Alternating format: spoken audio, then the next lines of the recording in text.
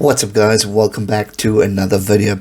Today's video we are talking again Six Nations. Well, as we kick off this phenomenal tournament, it's going to be pretty much all we're going to talk about as international rugby finally returns to our television screens. And again, this tournament has what a standard for us to look forward to, from who's favourites, who's not, who to look forward to, who to watch out for.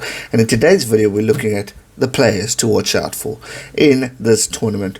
We saw some shine, we saw some now not been playing, so others have to be looked out for. There's a lot to look out for in these games. All six teams will want to put their names down, will want to show the world that they are here to show improvement, to show development, to show what they're made of. That goes from Italy all the way to the top to England. There's a lot on the line for these players, and they are going to want to silence the critics yet again. Speaking of England, let's start with them. Ellis, one of the players that we'll be watching out for this year. He obviously got his first cap nearly 5 years ago, but with Mako Vunipola injured and Joe Marler withdrawing from the tournament for personal reasons, Ellis has now been given the opportunity to step forward, and he can now show the world what he's made of. He can show Eddie Jones, don't look me out. Mako and Joe Marler, phenomenal, brilliant, but as we approach the year and the years to come, look out for me, sir. And it's now an opportunity for him to now show what he's made of.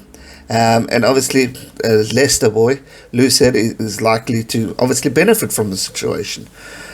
So unfortunately, it sucks that no Mako Vunipola, who we all know is brilliant and experienced, no Joe Marler, but opportunity for other guys in England and around the world for who come into these types of situations. It's now an opportunity for them to shine.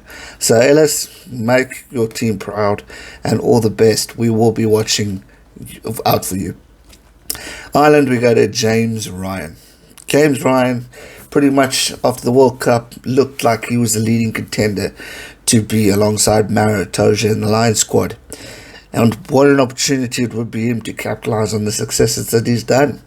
He's had a few injuries here and there, which obviously didn't help at all. Plays for Leinster, he's established himself as one of the top. Great potential. And after Ireland's unimpressive World Cup campaign that was followed by the Six Nations, where they didn't finish where they wanted to, now's a good opportunity to kick off the 2021 Six Nations tournament with success moving forward. James Ryan is a phenomenal player, potential captain of the squad. He's just brilliant in all ends up. So for me, I'll be watching to see what he can do. A lot of these guys who qualify for the British and Irish Lions tour in Ireland, Scotland, Wales and England, they will be knowing that now's an opportunity for them to shine. With COVID, with injuries, now they can really put their names on the map and possibly wear that jersey that's sitting behind me. So it's a great opportunity for these guys to really take on any form of game time, match time to show what they're made of. In Italy, we got Paolo Garbisi. The 20-year-old started in 2020 playing for Petrarca, the Italian league, and finished it as Italy's fly-half and goal kicker. He had captained his country in the World Rugby's Under-20 Championship the previous year, when he inspired them to victory over Scotland and led them to a victory over Wales in the age group Six Nations 12 months ago, before obviously our lockdowns hit. Obviously, now he joined Treviso and has now shown. He started every test and now has the opportunity to really take Italy to another level. You know, we're looking at the Italians right now and we're thinking, is it going to be another wooden spoon? Can they surprise us? What can they do differently? Well, Paolo Garbisi now has the opportunity to say, boys, I'm here. Watch out Scotland. Watch out Wales. We've beaten you before. We can beat you again. And if we've seen it before in the past in the juniors and he's showing his leadership and quality, well, what an opportunity for him to really take it on. Scotland, for me, the guy we've all been talking about. There's a lot. I mean, there's Cameron Redpath, there's Stewie Hogg, but for me, the one I've been what I'm curious to see is how Finn Russell adapts under the pressure or under this new form of international rugby. He's been out for a while. Obviously, Six Nations fallout with Gregor Townsend, injury, all didn't help him. We know his quality, we know what he's made of, and we know he can achieve greatness. He just needs to gel. He just needs to lead. And with the partnership of Finn, Stuart Hogg, they can achieve phenomenal starts. And I feel the missing factor that Scotland missed last year, although there were guys who stood up to the park, was Finn Russell. The leadership, well, not the leadership, but the experience that he brings to the table, and how he can work together with all the other brilliant players. It's an opportunity for him to really take chance here. And with so many changes happening here and there, it's a nice opportunity for Finn to show what they missed, and to show the world, I need to be here. Obviously, we move to Wales. Ken Owens, Wales head coach, has spent the last few months scratching his head. Wales have not been in the greatest situation. 2020 was an awful year for Wales rugby. But guys like Ken Owens, who brings in the experience, who brings in the role of what he's played in, he's recovered from injuries. He's going to probably start this year's championship.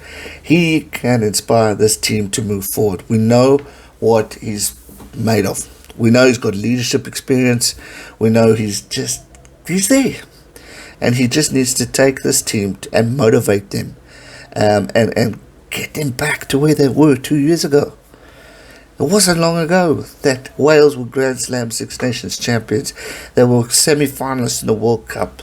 They were number one in the world in world rankings. Wales have the opportunity to do things.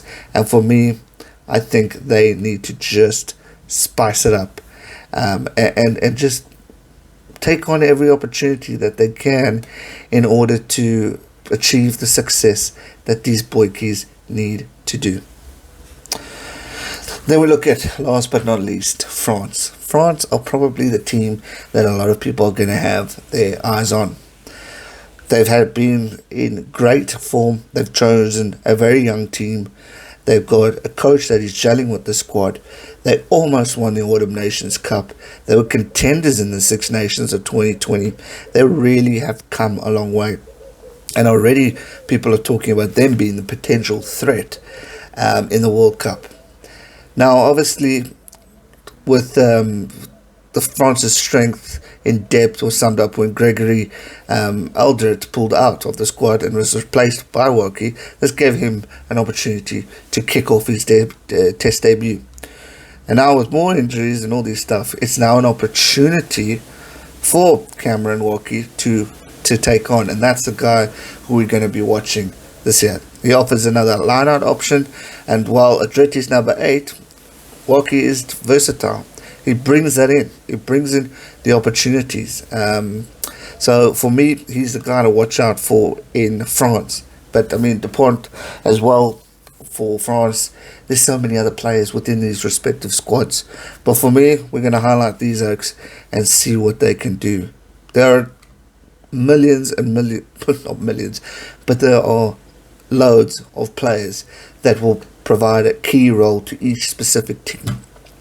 But as we analyse and we see new blokes come through and what could happen and what could change, these guys are the ones for me to watch. From Gene to Woki, who knows what could happen. James Ryan, bringing experience, Ken Owens.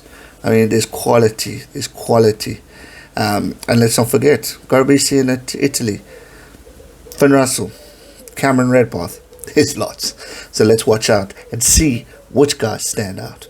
Six Nations is almost here. Hit that subscribe button. Join the family. We're covering it all. Thanks so much for watching. Stay safe and never give up. Cheers.